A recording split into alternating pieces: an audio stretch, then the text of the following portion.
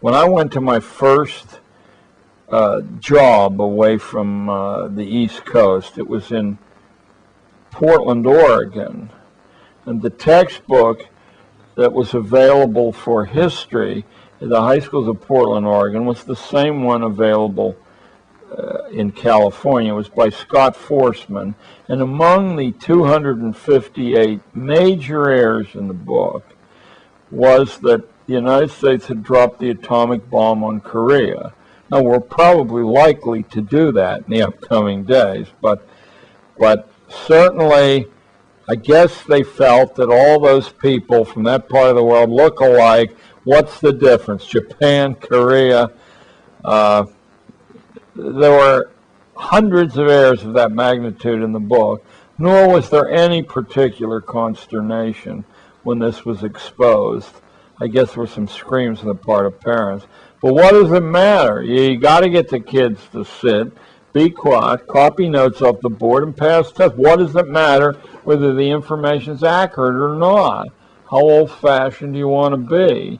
Breaking out of the track, you have to repudiate centralization. Schooling must be desystematized. The system must be put to death.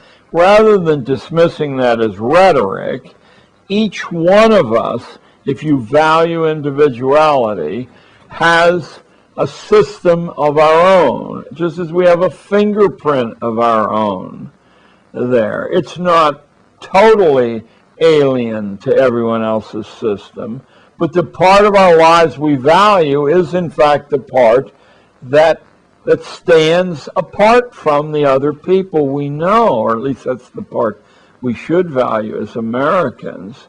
When you force everyone's system into one large system that presumes to distribute rewards later on based on how well you conform, we're talking about a nightmare.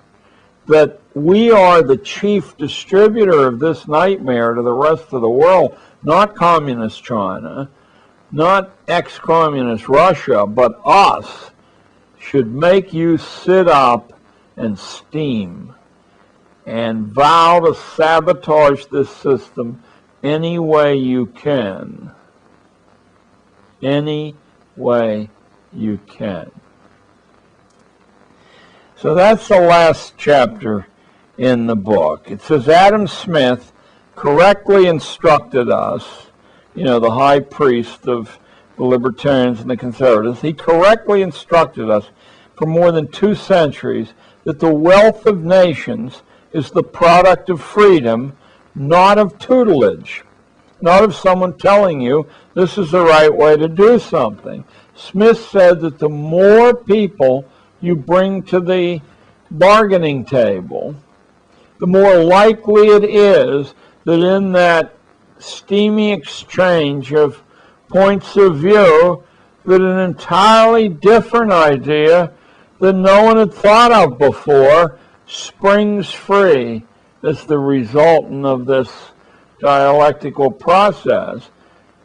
I've never met somebody who cites Adam Smith, and they're all over California, who actually read his books. And while you're reading Wealth of Nations, which says bring everybody on board in a policy sense, read his Theory of Moral Sentiments, in which he says that the people who devote their lives to making money are insane. They have wretched lives as a result of that, but we should all thank them for having devoted the substance of their lives to constructing these structures that produce rivers of wealth. As I said, I've never met anybody, but I'm only 70, who's actually read Adam Smith. He's well worth reading. So the connection between the corporate economy, national politics, and schooling isn't a disease of free enterprise. It's a disease of collectivism which must be broken if children are to become sovereign, creative adults capable of lifting a free society to unimaginable heights. The rational management model has damaged the roots of our free society and the free market that it claims to defend. And then I have an epilogue. It's only 2 pages, but you only get a little bit of it. What happened in our schools was foreseen way before we had them by Thomas Jefferson. We have been recolonized through the 20th century in a second American Revolution. We have been reabsorbed into the ruling imagination of Tudor England. It's time to take our script from this country's revolutionary start. It's time to renew our traditional hostility toward hierarchy and tutelage. We became a unique nation from the bottom up, not from the top down.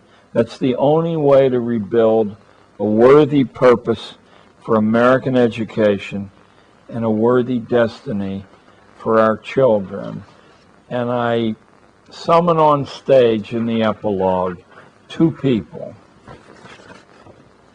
General Braddock, in charge of the largest British army in North America, and his subaltern, Major George Washington.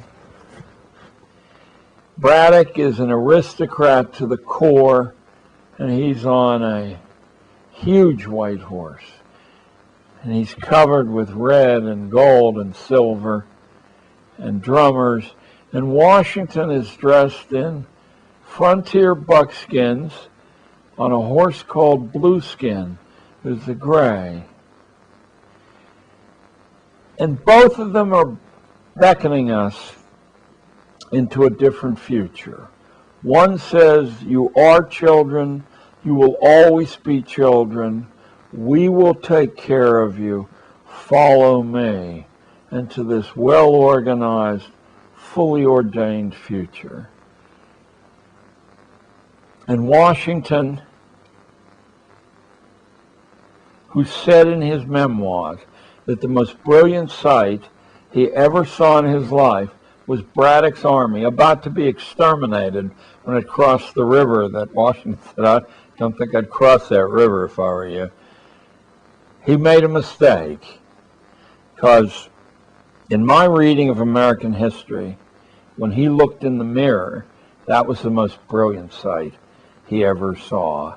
Like Caesar, he was offered a crown 3 times, and 3 times he turned it down and said, I'll return to private life after my presidency. I think we need to follow Blueskin into the future. And that's Underground History of American Education. And I hope you buy it. Thank you very much, John.